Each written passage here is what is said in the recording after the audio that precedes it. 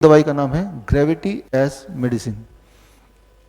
ये सबसे फास्ट काम करती है। इमरजेंसी मतलब इमीडिएट काम करना चाहिए, तो वो इमरजेंसी मेडिसिन है, वेरी वेरी फास्ट। इसको समझ लेते हैं, 1 ही मिनट लगेगा। जैसे मैं भी खड़ा हूँ तो मेरा हार्ट यहाँ पे है और ये ब्लड को सिर तक ले जा रहा है। आप तो बैठे हैं, तो आप जब बैठे हुए हैं तो आपका हार्ट धरती से ज़्यादा पास में, मेरा हार्ट धरती से थोड़ा ज़्यादा दूर में। तो जितना दूर धरती से होगा हार्ट, उतना आपके हार्ट को ज़्यादा मेहनत करना पड़ेगा ब्लड को यहाँ भेजने में। ये एग्री करते हैं? इसीलिए जब आप खड़े खड़े थक जाते हैं तो क्या बोलते हैं आप? बैठना है। बैठते आपने क्या किया? धरती के करीब हार्ट को ले आए, अब आराम मिल गया। कई बार लोग बैठे बैठे थक जाते हैं तो क्या बोलते हैं? लेटना है। तो जब लेटते हैं तो आपके सारे ऑर्गन एक ही लेवल पे आ गए। अब हार्ट को बहुत मेहनत नहीं करनी पड़ी ब्लड को यहाँ भेजने के लिए, है ना? तो तब आपको आराम मिल जाता है। तो इससे आपको एक बात समझ आ रही होगी कि आपकी हार्ट धरती से कितने ऊपर नीचे है, उस पर निर्भर करता है कि आपको कैसा महसूस हो रहा है ना? आपने गौर किया होगा, बचपन में कभी आपके साथ भी हुआ होगा, अचानक कोई फेंट हो जाता है असेंबली में, याद आ रहा है?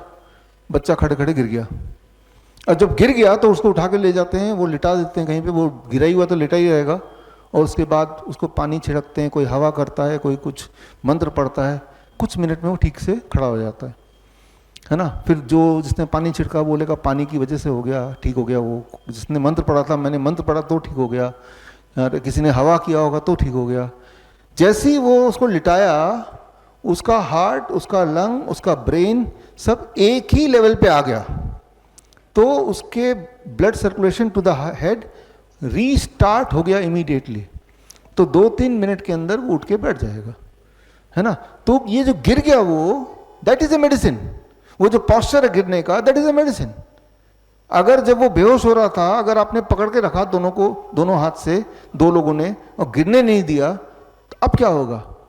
वो जो हार्ट ऊपर तक पंप कर नहीं पा रहा है, धीरे धीरे ब्लड नीचे जाएगा, पैरों में इकट्ठा होगा, 20-25 मिनट में वो मर जाएगा।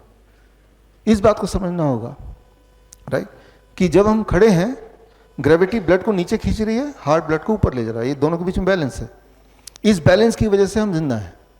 लेकिन अगर आप आज एक्सपेरिमेंट करके देखिए इस लेक्चर के बाद, जिनके पास थोड़ी हिम्मत है, कि ऐसे खड़े होना है, हिलना डुलना नहीं है 20 मिनट तक, धीरे धीरे आपको चक्कर आएंगे। आप देख रहे हैं मैं हिल डुल रहा हूँ, बातचीत कर रहा हूँ, कभी इधर जा रहा हूँ, कभी उधर जा रहा हूँ। अगर मैंने ये डिसाइड किया, जैसे होता नहीं है परेड में होता है कि सावधान, ऐसे ही खड़े रहते हैं।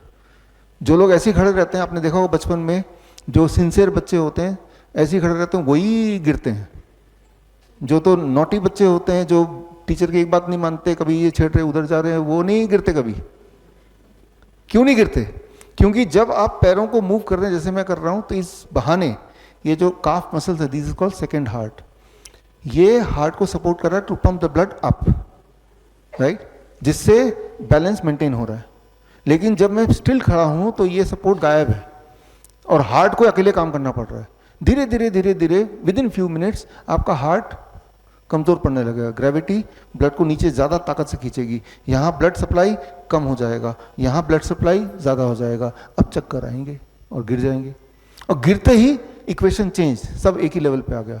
ब्लड का सप्लाई दोबारा हार्ट ब्रेन को मिल गया, अब आप उड़ जाएंगे, है ना?